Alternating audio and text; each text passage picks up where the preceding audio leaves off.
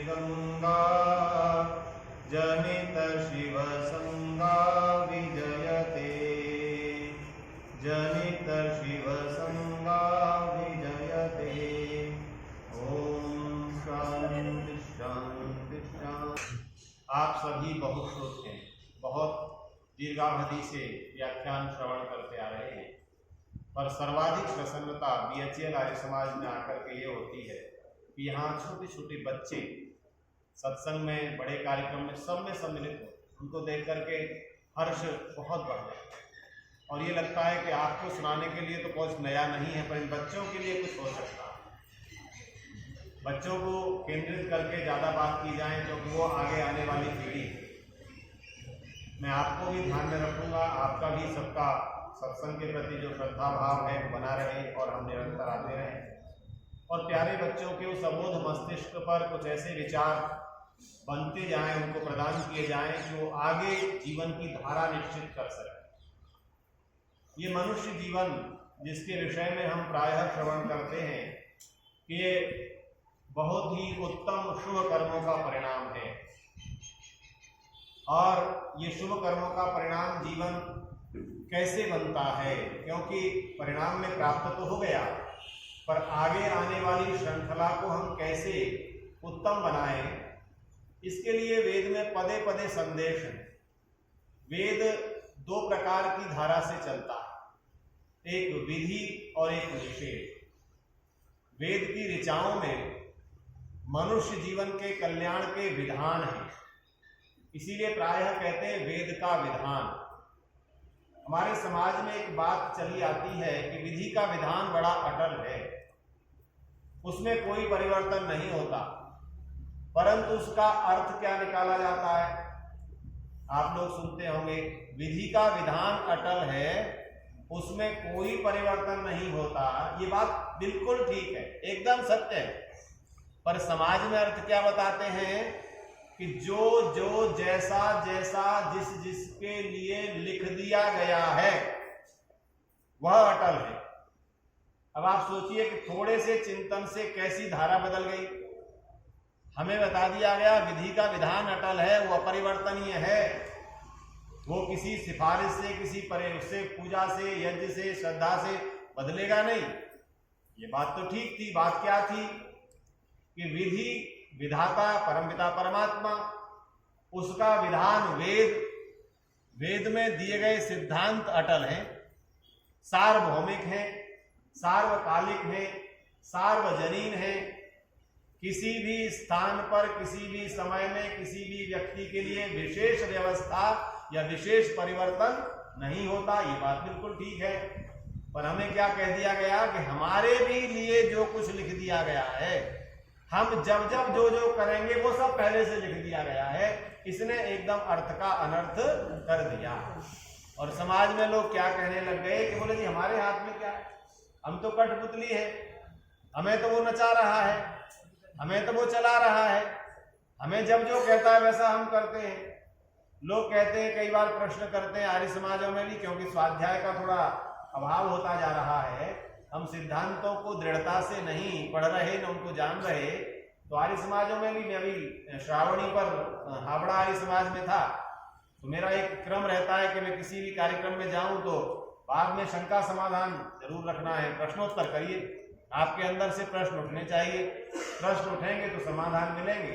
तो जब मैंने ये कहा कि देखो जब जब जो जो जैसा जैसा जहां जहां होना है वो सब लिख दिया है, बताओ इससे कितने लोग सहमत हैं? आधे लोगों ने हाथ उठा दिया, बोले हम सहमत, ये सब निश्चित है। मैंने कहा अच्छा, तो फिर हम क्या हैं? प्यारे बच्चों, हम कर्म करने में स्वतंत्र हैं। बच्चों से विशेष कर, जो छोटे बच्चे अभी सत्संग में आ रहे हैं, इनको परिवार का वातावरण मिला या यहाँ का संस्कार शिविर चला या लोगों की प्रेरणा मिली, वो आना प्रारंभ हो गए। अब आप सोचिए, आप कहेंगे कि जो यहाँ आ रहे हैं उनके जीवन में ऐसा ही लिखा था कि ये यहाँ आना प्रारंभ हो जाएंगे, और जो नहीं आ पा रहे हैं उनके में वैसा ही लिखा है कि वो वहीं रहेंगे उसी क्रम में। अब ये यहाँ से हमको विचार प्रारंभ करना है। वेद में जब स्थान स्थान पर, वेद के विद्वान ज्ञानेंद्र जी बैठे, वेद में स्थान स्थान पर क्या कहा जाता है कि हम वहां का न किलविषम अत्र नाधारोस्ति, वेद की ऋचा कहती है उस परमपिता परमात्मा की व्यवस्था के सम्मुख कोई किसी प्रकार की सिफारिश आधार कि मैं अमुक व्यक्ति का पुत्र हूं, अमुक का शिष्य हूं, अमुक स्थान का रहने वाला हूं, इससे कोई परिवर्तन नहीं पड़ेगा, इसमें कोई परिवर्तन नहीं होगा। वेद ने तो कह दिया कि तुम हमारे प्रत्येक कर्म का जो विधान है, जैसा जैसा कर्म होगा वैसा वैसा फल प्राप्त होगा। तो फिर वैसा कर्म परमात्मा करवा रहा है तो फल हमको क्यों मिलेगा? यदि वह कर्म ईश्वर ही करवा रहा है तो फल हमको क्यों प्राप्त होगा? हम क्यों उसके चक्कर में डाले गए? इन चीजों को, छोटी छोटी बातों को विचार करें तो वेद में कहा कि हे मनुष्य, तू जिस जीवन में आया है ये जीवन तुझे बनाना है। कल एक विचार किसी ने पोस्ट किया, बहुत अच्छे अच्छे विचार आजकल आप लोगों को यहाँ सुनने की जरूरत ही नहीं। लोग कहते हैं जब क्या करें सुन के आकर के, हमारे तो घर में बहुत विचार आ जाते हैं। और विचार क्या मिला कि देखो ईश्वर की व्यवस्था से ये शरीर प्राप्त होता है, परंतु मनुष्य तो स्वयं बनना पड़ता है। किसी ने कहा कि जातिवाद की बात आई, लिखा कि हिंदू, ब्राह्मण, क्षत्रिय, वैश्य, शूद्र ये तो परमात्मा ने पैदा नहीं किए, पर मैं तो एक बात और कहता हूं कि मनुष्य भी पैदा नहीं होता, मनुष्य बनना पड़ता है। मनुष्य का शरीर तो प्राप्त हो जाता है परंतु मनुष्य बनना पड़ता है। वेद ने कहा है मनुर्भव जनया दैव्यम जन्म। ये बहुत सरल उक्ति है, बार बार कही जाती है, पर क्या इस पर कभी दृष्टि हमारी जाती है कि क्यों कहा प्रभु ने? देख ये शरीर तुझे दे दिया है कर्मानुसार, पर अब तुझे इस जीवन भर प्रयासरत रहना है। जीवन भर, जीवन के हर आयु के पड़ाव में तुझे सतर्क और सचेत रहना है, क्योंकि तू मनुष्य से एक पल में पशुत्व की ओर जा सकता है, राक्षसत्व की ओर जा सकता है, पिशाचत्व की ओर जा सकता है। आप सोचिए, हमें जो मन नाम की शक्ति दी है, मन नाम का तत्व दिया है, ये क्या करवाता है? दर्शन के आचार्य ने कहा मन एवं मनुष्याणाम कारणम बंध मोक्षयो। ये मन ऐसा कारण है जो बंधन भी प्राप्त कराता है और मोक्ष भी प्राप्त कराता है। इस मन की शक्तियों को पहचानो मेरे प्यारे बच्चों। बच्चों को प्रायः एक समस्या होती है, बोले जी ये जो प्रवचन हो रहे हैं इसमें हमारा मन नहीं लगता। बाल्यकाल में आती है समस्या, तो मैं समझता हूँ इस समाज ने उनके लिए रोचक कार्यक्रम भी बनाए संस्कार शिविर आदि के माध्यम से। तो हमारे मन को हम कैसे केंद्रित करें, हमारे मन पर किस प्रकार से प्रयास करें? तो ये जो साधना है, क्योंकि समय बड़ा अल्प है, आपकी नियम के अनुसार ही मैं बोलूंगा कि मन की साधना किस प्रकार से की जाए, मन को आप किस प्रकार से उत्तम कार्यों में प्रवृत्त करने की प्रवृत्ति बनाएं। ऋषि दयानंद जी कैसी उत्तम दिनचर्या लिखते हैं। आज हमारी समस्या यह है आर्यजनों कि हम बहुत बड़े बड़े व्याख्यान तो सुनना चाहते हैं, पर दिनचर्या के छोटे छोटे बिंदुओं पर हमारा ध्यान नहीं। ऋषि जी ने प्रातः काल जिन मंत्रों का विधान किया, कभी आपने किसी विद्वान से पूछा कि इन मंत्रों को प्रातः काल क्यों कहा है? प्रातः अग्नि, प्रातः इंद्रम, प्रातः हवामहे। ऋषि जी ने भोजन के साथ इस मंत्र का विनियोग क्यों किया है? स्नान के साथ आपको निष्ठा का विनियोग क्यों किया है? रात्रि को शयन के लिए यज्ञाग्रतो मंत्रों का विनियोग क्यों किया है? देखिए ऋषियों की बड़ी कृपा है, परमात्मा की कृपा का रोज आप आभार प्रकट किया करें। सर्वप्रथम तो हमें मनुष्य जीवन मिला, वह भारत भूमि पर मिला, आर्य सनातन संस्कृति में मिला, ऋषियों के संदेश को प्राप्त करने का अवसर मिला और ऋषियों का साहित्य के स्वाध्याय करने का अवसर मिला। ऋषियों के लिए एक बात हमारे आचार्य पंडित विशुद्धानंद जी, बहुत बड़े विद्वान आर्य जगत के हुए, आप में से सब लोग जानते हैं उनको। पंडित विशुद्धानंद जी ने कौन सी बड़ी, सबसे बड़ी पुस्तक लिखी है जिसको किसका उत्तर दिया उन्होंने? वेदार्थ पारिजात का उत्तर दिया, वेदार्थ कल्पद्रुम। आचार्य विशुद्धानंद जी एक बात कहा करते थे, मुझे आज तक स्मरण है, मुझे बहुत स्नेह करते थे जब विद्यार्थी थे गुरुकुल के। कहते थे बेटा ऋषियों में और विद्वानों में क्या अंतर है? क्या गुरुजी बताएं? बोले ऋषि की भाषा बहुत सरल होती है, भाव अति गंभीर होता है। विद्वानों की भाषा बड़ी कठिन होती है, भाव गंभीर हो भी सकता है और नहीं भी हो सकता। इसीलिए ऋषियों को हम जो बार बार नमन करते हैं, ऋषि जी ने कितना सुंदर विनियोग मंत्रों का किया कि हे मनुष्य, तू पूरे दिन अपनी दिनचर्या में प्रवृत्त रहा है, व्यापार में, कार्यों में, सेवा में, समाज में, नौकरी में, कहां कहां रहा है, अब जरा निरीक्षण कर। निरीक्षण किसका कर, दिन भर तू किसके अनुसार चला है, मन के अनुसार चला है ना। तेरा मन जहां किया वो कार्य तूने किया है ना। मन करता था कि मेरे पास बहुत धन आए, उसके लिए प्रयासरत रहा है।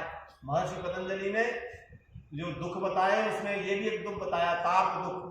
मनुष्य सुख की प्राप्ति के लिए दिन रात परिश्रम करता है, कहता अब सुख मिलेगा, अब सुख मिलेगा, अब सुख मिलेगा, इतना हो जाएगा तो सुख मिलेगा। उसे ऋषि कहते हैं ये ताप दुख है। तू दिन रात संताप में रहता है, किसके लिए, सुख के लिए, पर वो सुख प्राप्त नहीं होता।